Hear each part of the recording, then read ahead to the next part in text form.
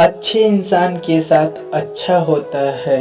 अच्छे इंसान के साथ अच्छा होता है। नमस्ते दोस्तों, स्वागत है आपका हमारे YouTube चैनल अनूप हिंदी कहानी में। फिर लेकर आए एक मज़ेदार जोरदार कहानी। चलिए सुनते हैं। अच्छे इंसान के साथ हमेशा अच्छा होता है।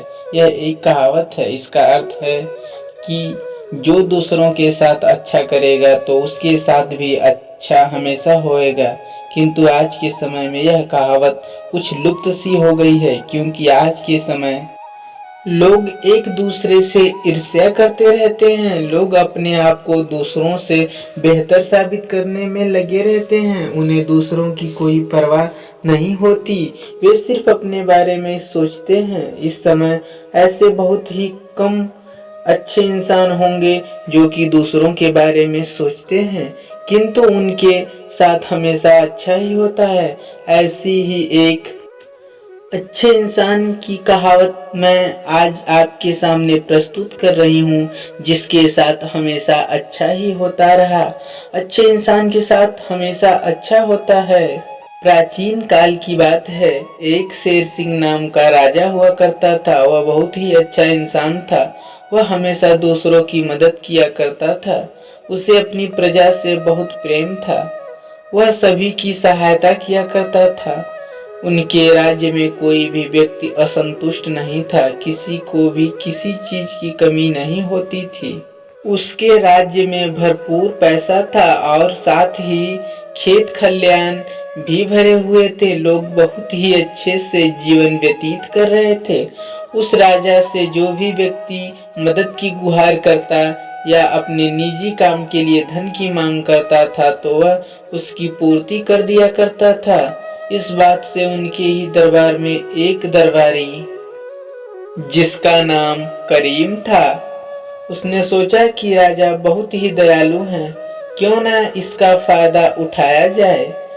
उसने उस राजा का बहुत ही खास और भरोसेमंद दरबारी बनने का सोचा, जिससे राजा उसे अपने खजाने की रखवाली के लिए तैनात कर दे। इसके लिए उसने एक योजना बनाई। वह राजा के आसपास ही रहा करता था। राजा शेर सिंह जो भी काम करने को बोलते वह झट से कर दिया करता था, और राजा के साथ वह हर जगह जाकर उनकी मदद भी किया करता था।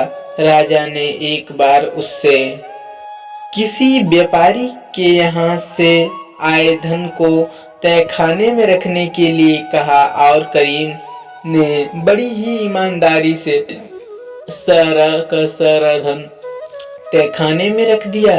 राजा यह सब देख कर सोचा कि करीम मेरी जगह जगह मदद करता है, साथ ही जो भी काम मैं उसे करने देता हूँ वह बहुत ही ईमानदारी से करता है।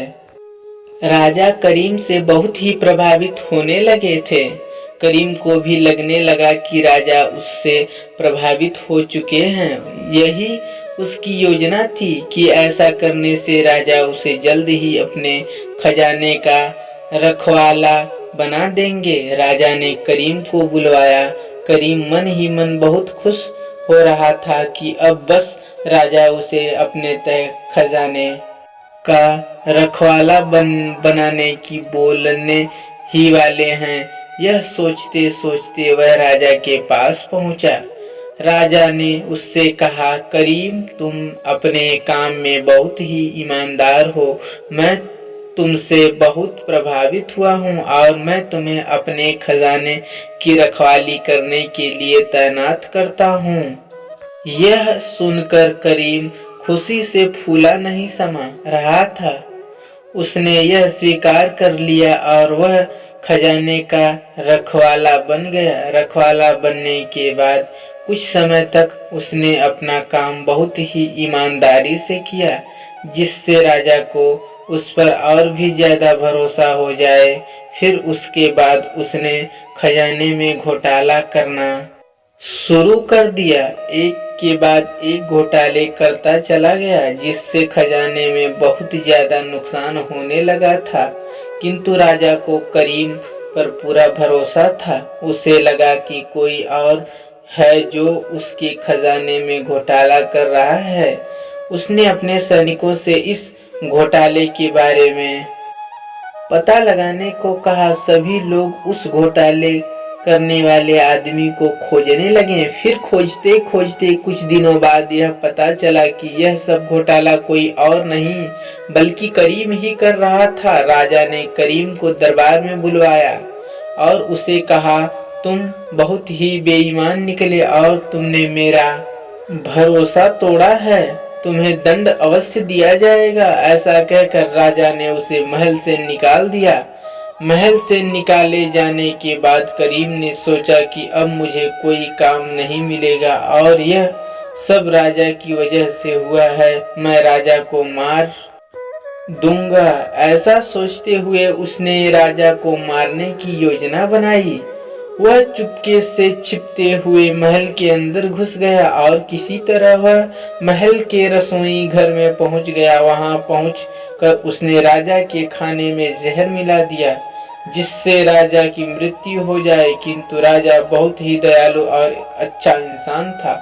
उसने यह खाना गरीबों में बांटे जाने का ऐलान कर दिया। करीम यह सुनकर डर गया। उसे लगने लगा कि मैं तो राजा को मारना चाहता हूँ, लेकिन ये क्या खाना मासूम और गरीब लोगों को खिलाया जाने वाला है, किंतु मैं उन सब की मृत्यु नहीं होने दे सकता हूँ। तब वह राजा के पास गया और उनसे कहने लगा कि हे राजन, यह खाना गरीबों में मत बांटिए, इसमें जहर मिला है। मुझे क्षमा कर दीजिए। मैं लालच में आने के कारण यह गलत कदम उठा बैठा। इस तरह राजा के अच्छे स्वभाव के कारण उनकी जान भी बच गई और करीम भी उनके इस आचरण से बहुत प्रभावित हुआ और उसने राजा के दिखाए गए रास्ते पर चलने का फैसला किया। साथ ही वह भी एक अच्छा इंसान बन गया। कहानी से प्राप्त शिक्षा, मोरल ऑफ द स्टोरी। इस कहानी से यह शिक्षा मिलती है कि जिस तरह शेर सिंह दूसरों के साथ अच्छा व्यवहार का फैसला किया, साथ ही वह भी एक अच्छा इंसान बन गया। कहानी से प्राप्त शिक्षा, मोरल ऑफ द स्टोरी। इस कहानी से यह शिक्षा मिलती है कि जिस तरह शेर सिंह दूसरों के साथ अच्छा व्यवहार करके एक अच्छा इंसान बन गया और उसकी जान भी बच गई, उसी तरह हमें भी दूसरों के साथ हमेशा अच्छा व्यवहार करना चाहिए ताकि हमारे साथ भी हमेशा अच्छा हो। आज के समय में लोगों को अपने आप से ही फुर्सत नहीं मिलती। वे दूसरों के बारे में क्या सोचेंगे, किंतु हमें यह सोच बदलनी होगी। तभी हम इस कहानी से यह शिक्षा मिलती है कि जिस तरह शेर सिंह दूसरों के साथ अच्छा व्यवहार करके एक अच्छा इंसान बन गया और उसकी जान भी बच गई, उसी तरह हमें भी दूसरों के साथ हमेशा अच्छा व्यवहार करना चाहिए ताकि हमारे साथ भी हमेशा अच्छा हो जाए। आज के समय में लोगों को अपने आप से ही फुर्सत नहीं मिलती। वे दूसरों के बारे में क्या सोचेंगे, किंतु हमें यह सोच बदलनी होगी। तभी हम एक अच्छे इंसान बन सकेंगे और हमारे साथ हमेशा अच्छा होगा। एक अच्छा इंसान कैसा होना चाहिए ये जानने के लिए पढ़ें। अगर आप हिंदी की अन्य कहानियाँ सुनना चाहते हैं तो प्रेरणादायक हिंदी कहानी का संग्रह पर क्लिक करें और रामायण महाभारत से जुड़ी कहानियों को पढ़ने के लिए क्लिक करें हमारा यूट्यूब चैनल अनूप हिंदी कहानी। वीडियो को लाइक, दोस्तों को सब्सक्राइब